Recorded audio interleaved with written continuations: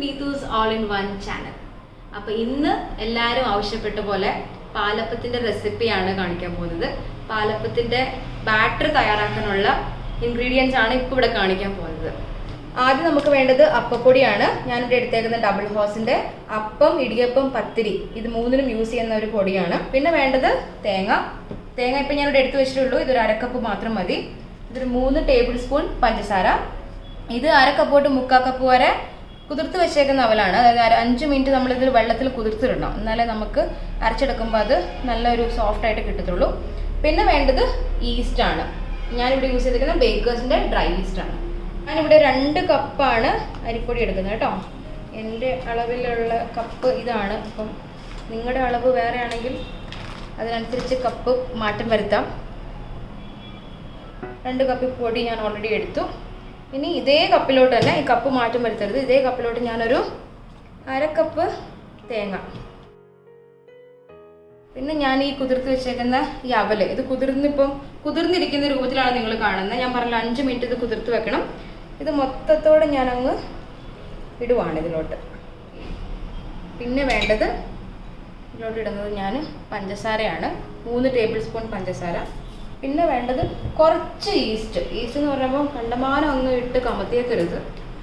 ഒരു ഇച്ചിരി ഈസ്റ്റ് മാത്രം മതി നമുക്കിത് ആവശ്യത്തിൻ്റെ അളവിന് കിട്ടാൻ വേണ്ടിയിട്ട്. അപ്പം നിങ്ങൾക്ക് എത്രത്തോളം വിസിബിൾ ആണെന്ന് എനിക്കറിയില്ല. ഞാനൊരു ഇച്ചിരി ഈസ്റ്റ് ഇതിനകത്തോട്ട് ഇടുന്നുള്ളൂ കേട്ടോ. ഓക്കെ, ഇനിയിപ്പോൾ നമ്മൾ ഇതെല്ലാം ഇതിനകത്തോട്ട് ഇട്ടു. ഈ ആവശ്യത്തിനുള്ള വെള്ളം ഇതിനകത്തോട്ട് ചേർത്തിട്ട്, ഒരുപാട് വെള്ളമൊന്നും ഒഴിക്കരുത്. നമ്മളത് ഓരോ നമ്മൾ അരയ്ക്കുമ്പം അതിൻ്റെ ഒരു കൺസിസ്റ്റൻസി നോക്കിയിട്ട് വേണം അരച്ചെടുക്കാൻ. ഒറ്റയടിക്ക് വെള്ളം ഒഴിച്ചിട്ട് അടിക്കാൻ പാടില്ല കേട്ടോ. കുറച്ചായിട്ട് ഞാനിപ്പോൾ ഇതേ കപ്പിൽ തന്നെയാണ് വെള്ളം എടുക്കാൻ പോകുന്നത്. ഞാൻ എല്ലാ ഇൻഗ്രീഡിയൻസും ഇതേ കപ്പിലാണ് അളന്നെടുത്തേക്കുന്നത്. അപ്പം നിങ്ങളുടെ കപ്പ് അനുസരിച്ച് മാറ്റം വരുത്താം. അതിൻ്റെ ക്വാണ്ടിറ്റിക്കും എല്ലാത്തിനും നിങ്ങൾക്ക് മാറ്റം വരുത്താം. അപ്പം നമുക്കിനി അരച്ചെടുക്കാം. അപ്പോൾ ഇനി പ്രധാനപ്പെട്ട 3 ടിപ്സ് ഞാൻ പറഞ്ഞുതരാം. അപ്പം ആദ്യത്തെ കാര്യം, വെള്ള അവൽ യൂസ് ചെയ്യാൻ വേണ്ടി ശ്രദ്ധിക്കുക. ചുമന്ന അവലല്ല, വെള്ള അവൽ. രണ്ടാമത്തെ കാര്യം, നമ്മൾ ഈ ബാറ്റർ തയ്യാറാക്കിയതിന് ശേഷം ഈ പാത്രത്തിലോട്ട് ഒഴിക്കുമ്പോൾ അത് ഏത് പാത്രമായാലും കുഴപ്പമില്ല, അത് ക്ലീൻ ആൻഡ് ഡ്രൈ ആയിരിക്കണം. അത് ശ്രദ്ധിക്കുക. വെള്ളത്തോടെ ആ ബാറ്റർ അതിലോട്ട് മിക്സ് ചെയ്യാൻ വേണ്ടി ശ്രമിക്കരുത്. മൂന്നാമത്തെ കാര്യം, ഞാൻ പറഞ്ഞല്ലോ, തവി ഉപയോഗിക്കുന്നതിന് പകരം ഞാനിപ്പോൾ ഉപയോഗിക്കുന്ന ഒരു ടെക്നിക്കാണിത്. എൻ്റെ കൈ ഉപയോഗിച്ചിട്ടാണ് ഞാൻ ഈ ബാറ്റർ ഇളക്കുന്നത്. അതുപോലെ നിങ്ങളും ഫോളോ ചെയ്യുകയാണെങ്കിൽ നിങ്ങൾക്ക് അതിൻ്റെ ഒരു ഡിഫറൻസ് മനസ്സിലാവും. അപ്പോൾ നമ്മുടെ മിക്സിയിലിട്ട് നമ്മുടെ ബാറ്റർ റെഡി ആയിട്ടുണ്ട്. അപ്പോൾ ഈ ബാറ്റർ ഇനി നല്ല കഴുകി വൃത്തിയാക്കിയിട്ട് നമ്മൾ ക്ലീൻ ചെയ്തെടുക്കണം കേട്ടോ. പാത്രം നമ്മൾ വെള്ളത്തോടെ എടുത്തുകൊണ്ട് നല്ലോണം ഒഴിക്കരുത്, കാരണം ആ വെള്ളം കൂടി ഇതിനകത്തോട്ട് മിക്സ് ചെയ്യും. അപ്പോൾ അതുകൊണ്ട് അത് വേണ്ട. അപ്പം ഈ ബാറ്ററിൻ്റെ കൺസിസ്റ്റൻസി ഞാൻ നിങ്ങൾക്ക് കാണിച്ചു തരാം. കണ്ടോ, ഇത് ഇത്രയേ ആവാൻ പാടുള്ളൂ. ഇതിൽ കൂടുതൽ ലൂസ് ആവാൻ പാടില്ല. ഇത് ഈ ഒരു കൺസിസ്റ്റൻസിയിൽ ആയാൽ മാത്രമേ നമുക്ക് നമ്മുടെ അപ്പം നമ്മൾ പ്രതീക്ഷിക്കുന്ന രീതിയിൽ കിട്ടത്തുള്ളൂ. പിന്നെ അവലിടുമ്പം വെള്ള അവൽ തന്നെ യൂസ് ചെയ്യാൻ ശ്രമിക്കുക. കാരണം മറ്റേ ചുമന്ന അവൽ യൂസ് ചെയ്യുമ്പം ഇതിൻ്റെ കളർ മാറിപ്പോവും, അപ്പം അതിൻ്റെ കളർ മാറിപ്പോവും. അപ്പോൾ വെള്ള പേപ്പർ അവലുകൾ കിട്ടുമല്ലോ, പെട്ടെന്ന് കുതിർന്ന് കിട്ടുന്ന സാധനമാണ്. അപ്പോൾ അത് നിങ്ങൾ യൂസ് ചെയ്താൽ മതി. പിന്നെ ഞാൻ ഇതിനകത്ത് യൂസ് ചെയ്തിരുന്ന വെള്ളം എൻ്റെ അളവിൽ ഞാൻ പറയുകയാണെങ്കിൽ ഈ കപ്പിലൊരു 3 ഗ്ലാസ് വെള്ളമാണ് ഞാൻ ഈ ഒരു ബാറ്റർ തയ്യാറാക്കാൻ വേണ്ടി എടുത്തേക്കുന്നത്. പിന്നെ ഇതിനകത്ത് ഞാനിപ്പോൾ ഉപ്പ് ചേർക്കുന്നില്ല, കാരണം ഉപ്പ് ഇപ്പോൾ ചേർത്തിട്ട് കാര്യമില്ല. ഇത് നമ്മളിനി ഇത് ഫെർമെൻറ്റ് ചെയ്യാൻ വേണ്ടിയിട്ട് നമ്മൾ 6 to 8 മണിക്കൂർ വരെ നമ്മളിത് അനുവദിച്ച് അതിനുള്ള സമയം കൊടുക്കണം. മാക്സിമം 6 to 7 hours ആണ് ഞാനിപ്പോൾ വെക്കാറുള്ളൂ. അത് കൂടുതൽ റൂം ടെമ്പറേച്ചർ അനുസരിച്ചാണ് അതിൻ്റെ ഒരു മാറ്റം വരുത്തുന്നത്.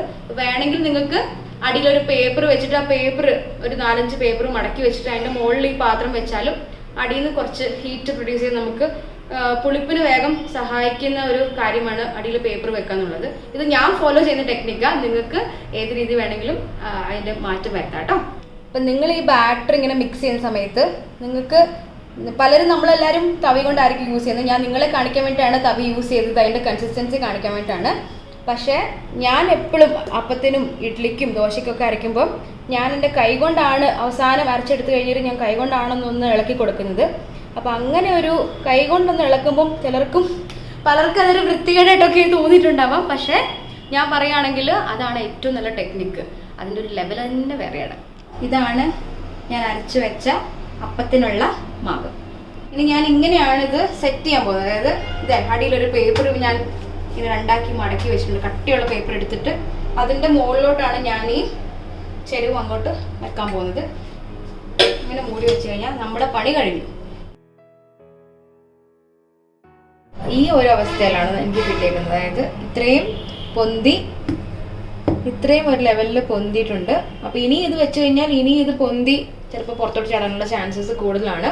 അപ്പോൾ നമ്മൾ ഇത് പൊളിച്ചു അല്ലെങ്കിൽ ഇത് ആ കറക്റ്റ് ഫോർമെന്റേഷൻ ആയി എന്ന് അറിയാൻ വേണ്ടിയിട്ട് നമുക്ക് ഇങ്ങനെ ഇത് മിക്സ് ചെയ്ത് എടുക്കുമ്പോൾ നമുക്കറിയാം ആ മാവ് കറക്റ്റ് അളവിലായിട്ടുണ്ടെന്നുള്ളത്. ഇതാണ്. അപ്പോൾ നല്ല ഒരു പുളിപ്പിൻ്റെ സ്മെല്ലൊക്കെ വന്ന് ആ ഒരു ബാറ്റർ കംപ്ലീറ്റ് ആയിട്ട് ഫെർമെൻ്റ് ആയി കിട്ടിയിട്ടുണ്ട്. ഇനി നമുക്കിനി ഇത് പുറത്ത് വെക്കേണ്ട ആവശ്യമില്ല. 7 മണിക്കൂറോളം സമയം ഞാൻ കൊടുത്തിട്ടുണ്ട്. ഇനി വെച്ച് കഴിഞ്ഞാൽ എല്ലാം ചാടുകയുള്ളൂ. അപ്പോൾ അതിന് നല്ലത് ഫ്രിഡ്ജിലോട്ട് എടുത്ത് ഇത് വെക്കുവാണെങ്കിൽ നാളെ രാവിലെ നമുക്ക് നല്ല ഒന്നാന്തരം അപ്പം ചുട്ടെടുക്കാം. ലോ ഫ്ലെയിമിൽ വെക്കുക കേട്ടോ. ലോ ഫ്ലെയിമിൽ വെച്ചില്ലെങ്കിൽ നമ്മൾ അപ്പത്തിൻ്റെ മാവ് ഒഴിക്കുമ്പോൾ ചിലപ്പോൾ അത് കറക്റ്റായ രീതിയിൽ കിട്ടത്തില്ല. അപ്പോൾ ഇതിപ്പോൾ കറക്റ്റ് ചൂടിലാണ് എനിക്കുള്ളത്. വേണമെങ്കിൽ നമ്മളിങ്ങനെ കൈ ഒന്നിങ്ങനെ പിടിച്ച് ഒരു ആവി കൊള്ളുമ്പോൾ നമുക്കറിയാൻ പറ്റും ചൂടായോ ഇല്ലയോ എന്നുള്ളത്. ഇനി ഞാനതിലോട്ട് അപ്പത്തിൻ്റെ മാവ് ഒഴിക്കാൻ പോവാം കേട്ടോ. അപ്പം കറക്കേണ്ട രീതി മാവ് ഒഴിച്ചിട്ട് ഇങ്ങനെ പതുക്കെ ഇങ്ങനെ ചുറ്റിച്ചെടുക്കുക. കണ്ടോ, നല്ല പെർഫെക്റ്റ് റൗണ്ട് അപ്പം. പതുക്കെ അടുപ്പയിലോട്ട് വെക്കുക. ഒത്തിരി ഫ്ലെയിം കൂട്ടി വെക്കുക.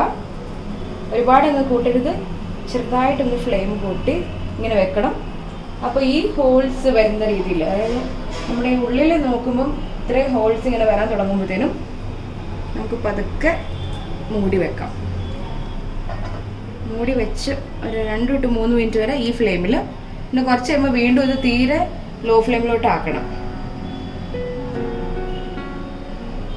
ഇടയ്ക്ക് ഇങ്ങനെ തുറന്നു നോക്കുക. അപ്പോൾ ഏകദേശം നമുക്ക് അപ്പം ഏകദേശമായി എന്ന് അറിയുമ്പോൾ നമുക്ക് ഈ സൈഡൊക്കെ ഇങ്ങനെ വിട്ടുപോരും. അപ്പം നമുക്ക് എടുക്കാൻ എളുപ്പമാണ്. ഞാനിപ്പോൾ തീരെ ലോ ഫ്ലെയിമിലാണ് വെച്ചേക്കുന്നത്. കാരണം ഞാൻ പറഞ്ഞല്ലോ 2-3 മിനിറ്റ് കഴിയുമ്പോൾ നമ്മൾ ഓട്ടോമാറ്റിക്കലി ലോ ഫ്ലെയിമിലോട്ട് വെക്കണം. അപ്പം എൻ്റെ അപ്പം ഓൾമോസ്റ്റ് സെറ്റാണ്. ഇനി എനിക്ക് ഏത് നിമിഷം വേണമെങ്കിൽ ഇത് എടുക്കാം. ഒത്തിരി നമ്മളിങ്ങനെ ഈ ഒരു ഫ്ലെയിമിൽ വെക്കുവാണെങ്കിൽ ചിലപ്പോൾ അടിയിൽ ഇങ്ങനെ ഡ്രൈ ആയി തുടങ്ങും. അപ്പോൾ ഒന്ന് മൊരിഞ്ഞ് കിട്ടണമെങ്കിൽ അങ്ങനെ ചെയ്യാം. ഇനി സോഫ്റ്റ് ആയ രീതിയിൽ തന്നെ കിട്ടണമെങ്കിൽ ഈ ലെവലിൽ തന്നെ ഇത് എടുത്ത് മാറ്റുക. ഞാനിപ്പോൾ ഇത് എടുക്കാൻ പോവാണ്.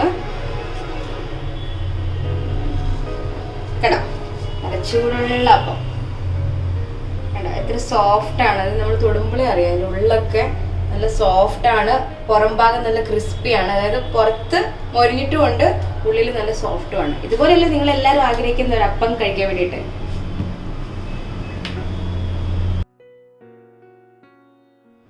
അപ്പൊ നിങ്ങൾക്ക് എല്ലാവർക്കും ഇന്നത്തെ വീഡിയോ ഇഷ്ടമായി എന്ന് കരുതുന്നു. അതോടൊപ്പം എൻ്റെ ഈ പാലപ്പത്തിന്റെ റെസിപ്പിയും കൂടെ നിങ്ങൾക്ക് ഇഷ്ടമായി എന്ന് വിശ്വസിക്കുന്നു. ഇഷ്ടമായെങ്കിൽ ഇതെല്ലാവരും ട്രൈ ചെയ്യുക. ട്രൈ ചെയ്തിട്ട് നിങ്ങളുടെ അപ്പം ഏത് രീതിയിൽ നിങ്ങൾക്ക് കിട്ടി എന്നുള്ളതും കൂടെ കമന്റ് ബോക്സിൽ കമന്റ് ആയിട്ട് ഇടുക. അപ്പം എല്ലാവരും എൻ്റെ ചാനൽ സബ്സ്ക്രൈബ് ചെയ്യുക.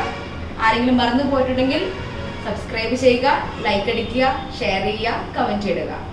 അപ്പം വീണ്ടും കാണുന്നവരെ